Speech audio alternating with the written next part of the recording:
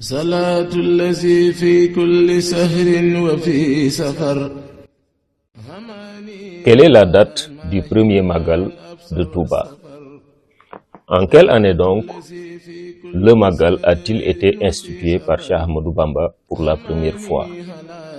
Il existe 3 versions selon ce livre que je vais prendre comme référence, l'historique du grand Magal de Touba, écrit par Serigne Afia Niang, Serigne Modou Kandji et Serigne Cheikhouna Diatara rahimahullah. Selon ce livre, il existe une version qui date la première édition du Magal en 1922. Selon Serigne Moulay Ali Bousso, donc de la famille de Serigne Mbacké Bousso, je cite: à l'approche de la journée, dit-il, alors que la célébration de l'anniversaire du départ en exil n'était pas encore décrétée, mon frère Mohamed Bousso m'envoya offrir une chèvre au cheikh. Celui-ci, à son tour, me dit de l'échanger contre un bélier et de garder ce dernier chez moi jusqu'au 18 Safar. Le jour arrivé, il me chargea d'immoler l'animal en guise de célébration de la journée. Ce que je fis.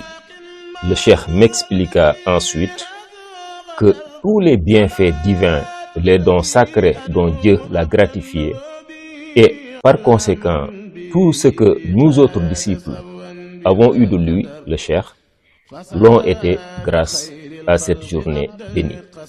Il existe une autre version, cette version est du poète Serigne Moussa Ka, qui, selon lui, le premier Magal a été célébré en 1339, c'est-à-dire 1920. Il existe une 3e version qui vient de l'imam et érudit Serigne Habibou Mbacké radiyallahu anhu.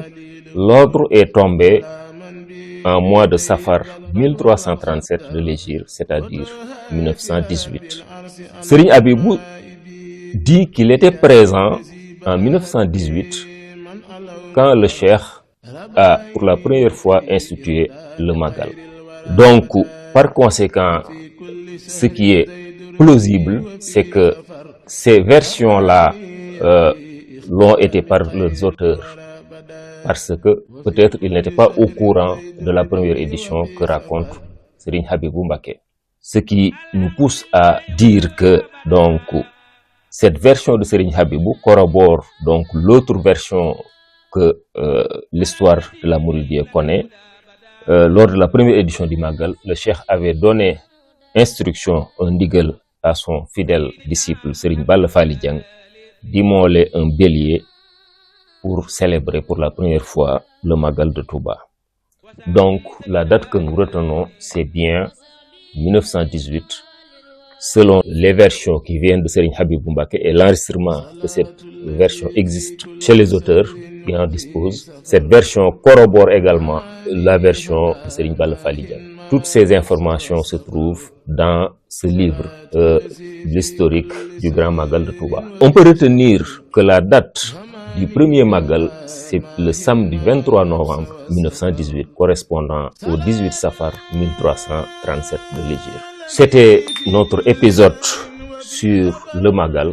Je vous donne rendez-vous pour d'autres épisodes pour vous donner des éclairages sur ce grand jour, le Magal de Touba. Salatu wa salam ala rasulillah. Assalamu alaikum wa rahmatullah.